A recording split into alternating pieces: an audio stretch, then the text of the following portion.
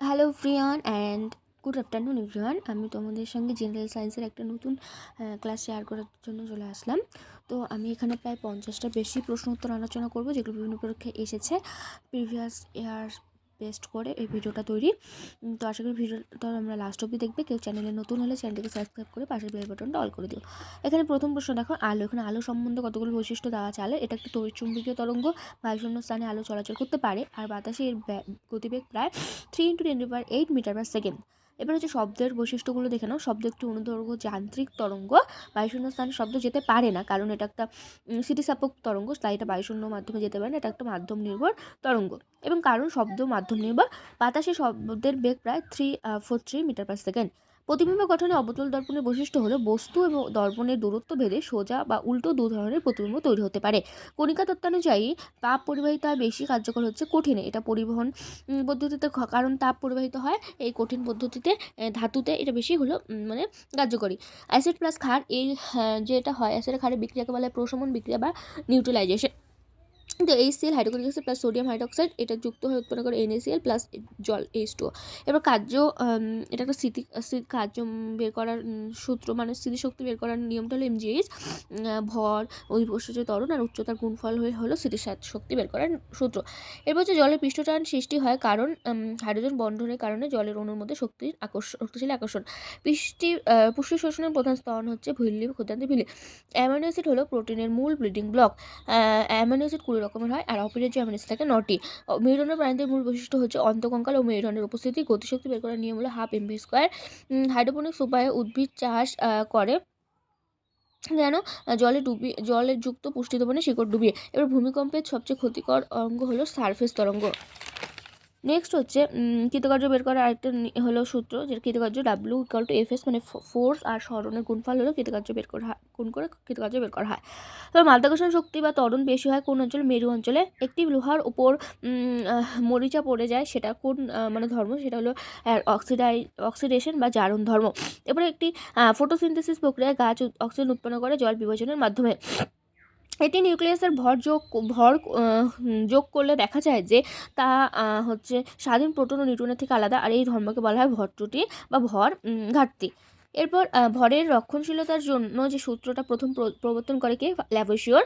কম্পাঙ্ক বের করার নিয়ম হলো 1/t, এবং এখানে মানগুলো দেওয়া ছিল টি এর মান, তো এটা বের করেছে 0.25 হার্টজ। প্লাজমা অবস্থা, গ্যাসের আয়নিত অবস্থা। পেরিস্কোপের কাজকে জাহাজের নিচে বসে জাহাজের উপরের বস্তু দেখা যায়। তারপর কন্ট্রোল রড পারমাণবিক রিঅ্যাক্টরে কাজ করে, নিউট্রন শোষণ করে বিক্রিয়া নিয়ন্ত্রণ করে। একটি সরল দোলকের সবচেয়ে বেগ বেশি থাকে কোথায়? মধ্যবিন্দুতে। পদার্থের ড্যাশ ধর্মের জন্য বস্তুর অবস্থান পরিবর্তন করতে বল প্রয়োগ করতে হয়? জড়তা ধর্মের জন্য।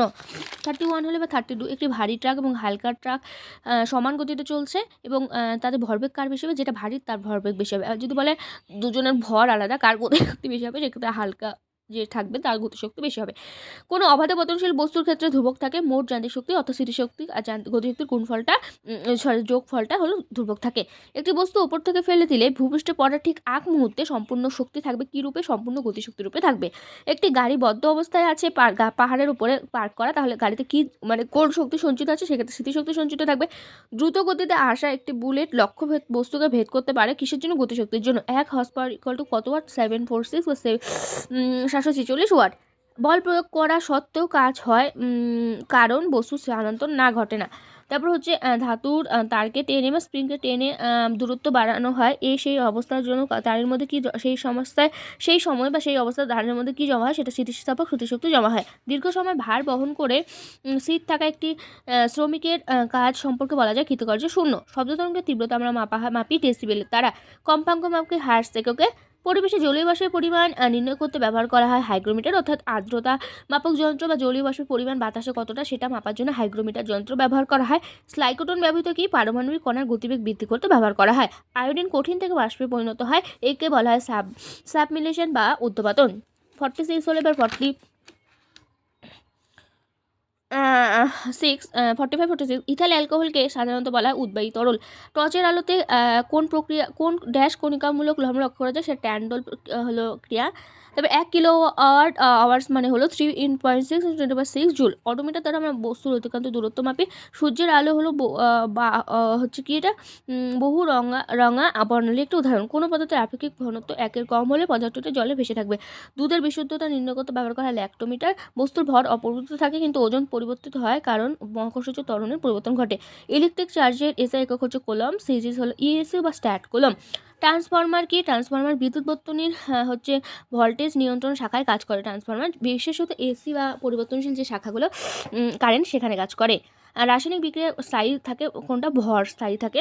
একসাথে চালু করা দুটি সমান প্রতিরোধক যুক্ত দুটি সমান্তরাল যুক্ত থাকে তখন মোট রোধ কত হবে? তখন মোট রোধ হবে, এটা বের করার নিয়মটা হলো 1/RT, মানে মোট রোধ সমান্তরালের ক্ষেত্রে = 1R1/+1R2। আর শ্রেণী সবার ক্ষেত্রে হবে RT total R=R1 + R2 + R3। আবার ইস্পাত জলে ডোবে কারণ ইস্পাতের ঘনত্ব জলের চেয়ে বেশি হয়। 0 থেকে 4 ডিগ্রি সেন্টিগ্রেড উষ্ণতা জলের ঘনত্ব কি হয়? জলের ঘনত্ব বেড়ে যায়, প্রথমে বাড়ে এবং পরে কমে। আর আয়তন প্রথমে কমে পরে বাড়ে। অর্থাৎ 4 ডিগ্রি সেন্টিগ্রেড উষ্ণতা জলের ঘনত্ব সর্বাধিক হয় বা সর্বোচ্চ হয়, আর জলের আয়তন সর্বনিম্ন হয়। এই 4 ডিগ্রি সেন্টিগ্রেড পরে অর্থাৎ 5 ডিগ্রি সেন্টিগ্রেড থেকে জলের ঘনত্বটা আবার কমতে থাকবে, আবার আয়তনটা বাড়তে থাকবে। এই জলের ধর্ম বা এই ঘটনাকে বলা হয় জলের ব্যতিক্রান্ত প্রসারণ।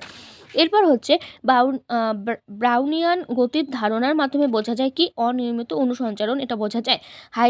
সালফিউরিক অ্যাসিডকে ভাঙলে কী কী তৈরি হবে? এখানে উৎপন্ন হবে 2 অণু H+, আর হলো SO4 2-। তারপর ড্যাশ মৌল একটি সমযোজী বন্ধন সৃষ্টি করে যেখানে ইলেকট্রন ভাগাভাগি করা যায়, সেটা হচ্ছে কলিন মৌল।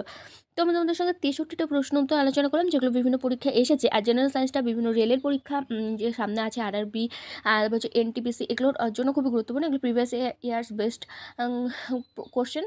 তো ভিডিওটা তোমাদের কেমন লাগলো সেটা আমাকে কমেন্টে অবশ্যই জানিও।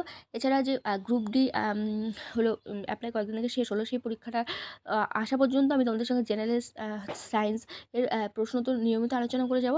তো তোমরা যদি আমার চ্যানেলের সঙ্গে কানেক্ট থাকতে চাও তো আমার চ্যানেলটিকে সাবস্ক্রাইব করে পাশের বেল বাটনটা অল করে দিও। যারা ভিডিওটা লাস্ট অব্দি দেখলে তাদেরকে অনেক অনেক থ্যাংক ইউ।